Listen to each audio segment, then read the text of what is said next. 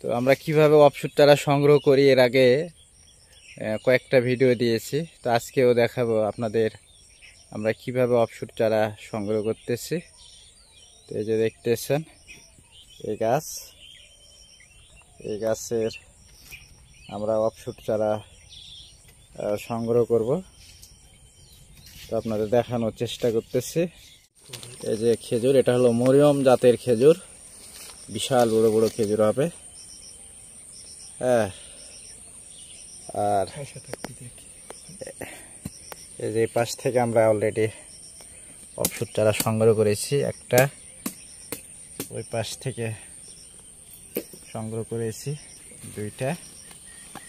এখন আমরা এই যে দেখতেছেন এই চারাটা সংগ্রহ করব। এই যে হাতুড়ির শব্দ, আমরা বেঁধে রেখেছিলাম। শিকড়, অনেক শিকড় দেখা যাচ্ছে।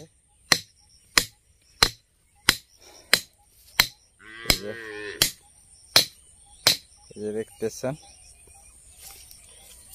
আমরা এখান থেকে এই যে দেখেন কি বিশাল বড় বড় অফশুট চারা।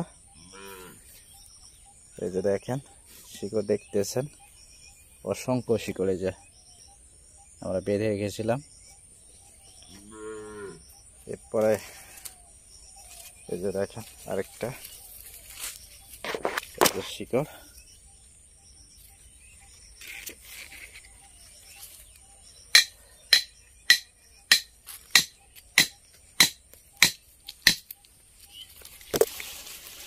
এরপর এই যে দেখতেছেন এক একটা চারা কি বিশাল বড়, এই যে বিশাল বড় অফশুট চারা। এই যে শিকড় আর শিকড়, এই যে চারাটা আমরা সংগ্রহ করে ফেললাম। এই যে